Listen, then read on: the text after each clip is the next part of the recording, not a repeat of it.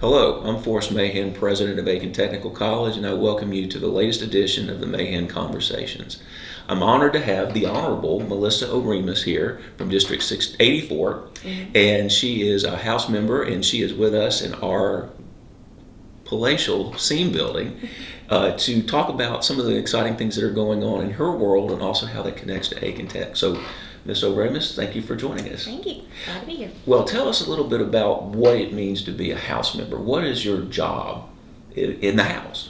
Well, it's a different thing to a lot of different people. So, to my family, they're like, "Oh God, Mom's in Columbia again." But to everybody else, I'm the pothole fixer. I am the person you call if you want to complain about anything. So, but I'm totally fine with that. The constituent services is probably my favorite part of the job, other than Columbia. Yeah, going and watching bills go through and facilitate that change is actually a really awesome process too. But for the most part, my favorite part is just doing community work and things that actually affect the people where I live. Now, Aiken Technical College's street address is Graniteville, and Graniteville is in the heart of your district, and therefore Aiken Tech is in the heart of your district. So the constituents you reference are the students we seek to serve and the citizens we seek to serve. So what do you see happening? There seems to be a lot of development going on and a lot of rejuvenation in this area. What are your thoughts on that and kind of where that's headed? This is probably the most exciting topic for me. In Aiken County right now, our district is the fastest growing.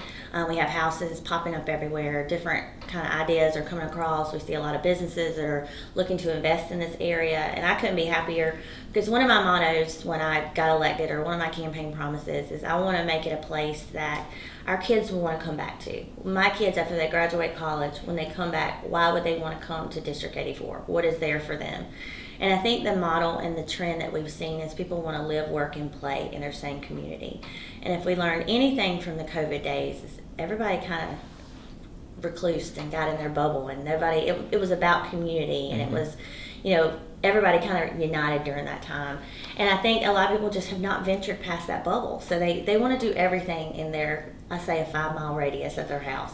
And if they have all those opportunities and growth and opportunities for education, why wouldn't they want to stay here? So I love the growth. I love seeing the different things and ideas coming in. The houses are popping up everywhere. I'll probably have to lose some people in the next line drawing. I'm sure I will, because the population is growing really rapidly. And it seems that in the county that this is the epicenter. It seems to be this is where a lot of the focus is. The new apartments that were built next door to Aiken Technical College, and basically anything going down Highway 1 is just the amazing amount of development and sort of just people moving in and relocating to the region. For us at Aiken Tech, our job is to help these individuals get the jobs in the region. So do you have any questions of me about what we do to help get people prepared for the workforce? Well, I think growing up, we've all saw that, okay, you need a 4-year degree. You have to do that to be successful in the world. And I think if anything has shown us that a 2-year degree, a technical degree is where to go, that's where the money's at. And it's educating the community from that mentality and that mindset. Because like I said, growing up, your guidance counselors come in, tech was really not pushed. And I want to see that be an option. People need to get out of school. They need to go to work right away. They don't need, a lot of people can't afford to go away to university and then, just kill those years not knowing what you're doing. But then you've got the ones that are mindset, career oriented. So this is what I want to do. And a lot of my friends' kids, they're signing up for tech school. They want to get that great degree really quick and start working. And I love to see that. And I love the shift. And anything I can do and our delegation can do to push that and push the tech community, I'm happy and all for it. Well, we're very glad to hear that because it's really the core of our mission. We believe that our role is to help not just 18 to 22-year-olds get good paying jobs. We're talking about adults who are what we call non-traditional learners who may have, foregone college and then now think we need to get a credential. I also believe that, we're there to help people retool and get higher skills within the bounds of what they may have been trained for in the past. One of the great things that the delegation helped do through the South Carolina legislature last year was fund what we call the SC WIN scholarships. And those scholarships help those very programs in high demand, high wage fields basically be no cost to the student. So we really appreciate that support that the delegation and the state legislature has given to the technical college system because, for example, as we shared on your tour of our campus this morning, we see truck driver training taking place. So what we're beginning to see is a lot more people are looking for those shorter term trainings, literally a month of training as a truck driver, and you can end up with a job making potentially $100,000 a year. We have a tower and wireless program. After 12 days of training, you can start climbing towers and making at least $50,000 a year to start off with. So to your point, I was raised to go to a four-year college, and I did it, and I enjoyed my experience. But the market and the workforce has shifted in this country significantly. And I always like to say that a two-year degree doesn't exclude you from a four-year degree. In fact, I like to say, if you come to us and get your credential and get into the workforce, your employer will help you pay for that next degree. So I always say to the parents, the biggest pay raise you'll ever get is when your kid gets off the insurance and they're earning their own living. And if you can have someone else pay for their higher ed beyond the two-year degree, then that's the way to go. So this is always a great place to start. Now, I'm excited about the upcoming partnership with the Aiken County Public School District. And it's one of those things where we're looking hopefully very shortly to break ground on the new Career and Technology Center, which will be located on our campus. And that's going to provide a synergy to capture the high school kids to allow for dual enrollment opportunities in the technical fields. Midland Valley High School is down the street, and it's been for 8 years now what we call an early college center for associate arts and associate science, which ties into the four-year degree, but we need to get more into those tech fields because that's where the jobs are. That's right. What are you seeing in demand from your constituents? What in terms of what are they looking for in terms of, you said, quality of life, but are you hearing anything about types of training that maybe right now we need to explore training or expanding? Well, I'm always interested to know what's going on here and, what degrees, what new, fields are out there. And we were talking about that before. But coming in and seeing the truck driver training this morning, that kind of just hit home with me because as soon as we got information that there was going to be some classes coming out and it was going to be paid for, I shared that on my social media right away and got such positive press from that. And I think in the people that were sharing it, I always like to see who is picking up this information and who is spreading the word. And it was all types of people who are just looking maybe for a career change or they're in a job that's not paying the bills. I mean, we've seen the inflation that's happening right now. And so people are looking for that second career or something that they may have done a four-year, degree, or they're just looking for something completely different in their life and they want to be able to go to school, get in, get out. People ask me all the time. I had somebody ask me about doing payroll and wanted to know about some classes, and I said, probably call Aiken Tech. I'm sure they have some, quick little business classes to get you on your way and things like that. So there's all kinds of different offerings. But I was so excited to be a part of getting the funding for the nursing program, and that's going to be huge for our community because there's such a lack of nurses right now and teachers. But to be able to fill that need right here in our community, that is an awesome thing. Well, I keep a close eye on the Department of Employment and Workforce statistics, and the highest field with job openings, the last I saw was ADNs, or registered nurses, and there were 200 openings in Aiken County alone. And so, we were able to get support from the legislature to fund a new nursing building, and I shared that we have begun to figure out exactly where it's going to go on our campus. We've got an initial design, not time to be real because we got to finesse it and get it kind of cleaned up and make it look good, but we want to make sure that people are aware, and again, through the support of the legislature, that building wouldn't have been possible. So we're excited about that. Just recently at the end of the fall term, we had a pinning ceremony and we had 34 new ADNs, registered nurses, get their pins. Awesome. And so we're very proud of that. We also had 8 additional LPNs, the licensed practical nurse in 1-year diploma. And then we also had, I believe, about 8 patient care technicians who are then also given their pin. We have created an evening cohort, and we're going to help really kind of build momentum for this for LPNs who have their 1-year diploma to then go to school at night to get their ADN degree. So they can work in the day, go to school at night. So we brought in additional faculty members who have then now been able to help get that cohort up and running. So if you're helping spread the word, if you know any LPNs who are looking for that next credential, please let them know that there's an option there. And so that's a very exciting thing. So top career, you and I were talking about the top demand career fields. Nursing is still very high demand. That's one of our highest subscribed programs. We have a lot of pre-nursing students who are waiting for the competitive admission to nursing.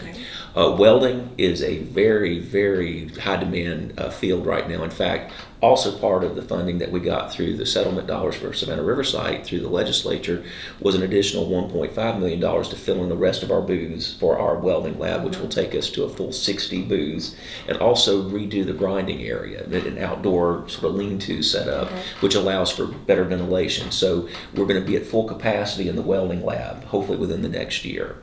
So those are things that, through the relationship with the legislature have helped us fulfill the needs of your constituents, but also our constituents at Aiken Tech as well. So very proud of that. Cyber is another big field we're seeing increased interest in. We do currently have a dual enrollment program with the Career and Technology Center that can feed into our program once they complete high school, and then we've also signed an articulation with USC Aiken for further growth there. So the great thing about Aiken County is that, as you said, people like to say within 5 miles. Within 5 miles, you can get your K through 12, 2-year and 4-year education, basically K through 20 potentially, all in one place. So we're very proud of that. Well, and I'd like to thank you, Forrest, for being such a great community partner. We hear about the relationship we have with USC Aiken, but then I love how you guys work together too, and it's all about the community, and it's all about whatever we need to do to fill the needs of those students. It's not about, okay, look over here, come and roll here, and it's not like a battle and a duel. It's a family, and we all know that we've got the same common goal, is to educate our kids and do the best of our ability to do that. So. And I think you made a point earlier, when people thought, 4-year route was the only route to go, a lot of people might have felt higher ed was out of their reach for cost or just ability to go, because you have to have the transportation, you have to be able to make sure that you can pay your bills while you're going to school. So one of our themes for the technical college system as a whole is affordable, accessible, and relevant.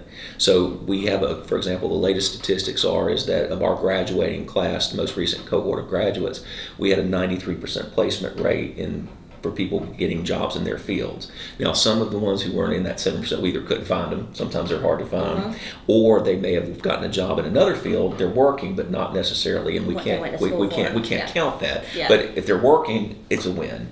And so those are just our graduates. We have a lot of our students who sometimes we're trying to help people be completers, finish their credential, because sometimes there's such high demand for welders, we lose them before they graduate because they can get a job. So we're working to make sure we have an open lab concept so that if somebody is working, they can come in and do their work. A lot of the book learning online, but the actual hands-on, they can come into the lab at any time their schedule allows. So we're trying to be more adaptive and flexible. And as you mentioned with COVID, we had to be completely remote. Right. There were some programs that just don't work remote. Correct. But there are elements of each program that could. So we're seeing right now, for people who may be concerned about scheduling, we have a lot of hybrid options. Maybe half the time they're online, the other half they are in class. And I know that one of the things that the legislature in our Aiken County has been working on, COVID revealed that we didn't have a lot of good broadband. And so we're beginning to see a lot of that really taking shape, that everybody, and I believe the Valley is really working towards that, correct? I think everybody's on board for that. I mean, we're in the dark ages in a lot of places in our rural communities, and that shouldn't be the case. Our kids should have learning opportunities, and adults as well, from their home, and not have to go to libraries and find other internet sources. So I think the whole community and the whole state's pretty much trying to work to make South Carolina not in the dark ages when it comes to technology. Another point that I was going to bring up is how our employers come to you and y'all can develop programs and educate the kids here on campus here, and then they'll take you right into the workforce, or they're taking those people that have been trained, and to be at that graduation for SRS and see all those kids come through, that was pretty inspiring to me. Well, we're very proud of the program. In particular was that we really harnessed the apprenticeship concept, the apprenticeship program, and through the Savannah River site, Savannah River Nuclear Solutions, and then Savannah River Mission Complete, and then also Savannah River National Lab, it grew, and in this past summer we had over 100 apprentices graduate for what was the Nuclear Fundamentals program, so they could be operators. And so these were people who were identified by the site, who then they felt needed to get this training, and it was at no cost to the student, and it got them a credential, but also got them more than likely a job at the site. And so we're very proud of that, and it actually that won a statewide award for the technical college system for innovation for a team effort, because it was the team effort of leaders at the site, Technical College, but also support from the community. So that has been a program that has grown exponentially, and we will be bringing in about 100 new apprentices in January. So that program is going to continue to be a great success, and it meets the needs of the local workforce. So our job is to be responsive. If an industry comes to us and says we need to have this training, we work with them to get that training. In fact, I had another branch of the site reach out to me, and in January they basically said, this is what we need, but we have the teachers and we have the curricula. We just need to work it into how best it fits with Aiken Tech. So our goal is to make sure we meet the needs of the industries, not just the ones that are here who want to expand, but also potentially bring in new industries, because the word is out about South Carolina. We're the largest state manufacturer of tires in the country, and with a lot of EV coming in, you're starting to see spin-off industries. Florence just got a battery plant, I believe. There's one across the river in Georgia, in Augusta area, and then you've got Scout coming in to Blythewood. So even though you say family for the county, in a lot of ways South Carolina is a family. Governor McMaster says we're a handshake state. You make a decision, you move with it. And so I think that we are part of that synergy, and Aiken County, where we're located, is just ready for more growth and development. Well, I think we're in a great position because we have amazing hospitals and everything right there. So our nurses have a job and have an opportunity right here. Again, live, work, and play in your own community and don't have to go off too far. Hopefully we won't lose them. Well, and another thing I've noticed, all the industry that's coming here, South Carolina for some reason became, whether it be our weather, our climate, our taxes, I'm not really sure what the big draw is for South Carolina other than it's the most beautiful state. But I've been proud to live here my whole life. Other than the 3 years I moved away to up north to Chicago.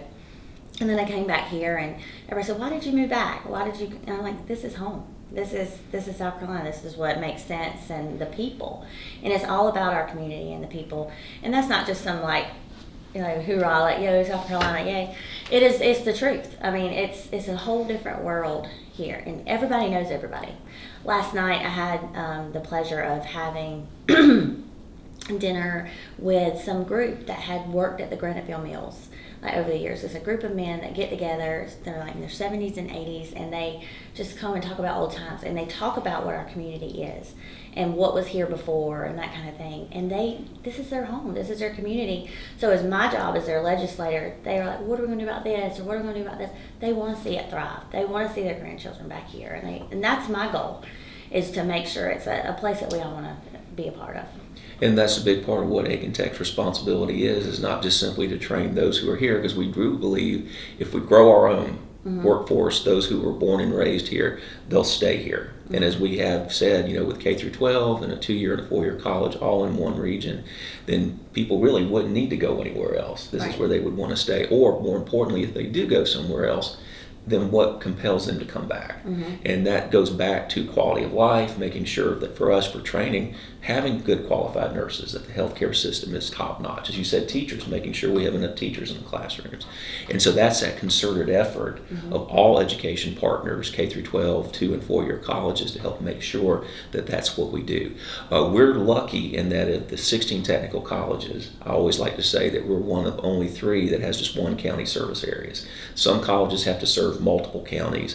I'm lucky in that I have one delegation, one county council, and one county with one school district to coordinate with. So that does make the partnerships a lot easier. And it also it's because this is such a tight-knit community and the county is really tight-knit, you very rarely go someplace that you don't know somebody from another context and role in the job. You have your role as a representative. My role as president requires that I'm involved in a lot of things, but I've never gone into a place where I didn't know somebody.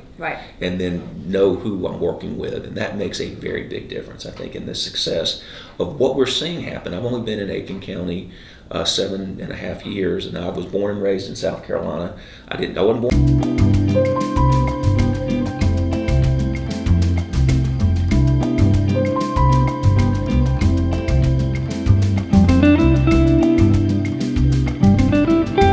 And we're back. We had a little bit of a technical issue. We are officially almost out of time. So I wanted to thank Representative Oremus for coming to see us today. Anything you'd like to part with?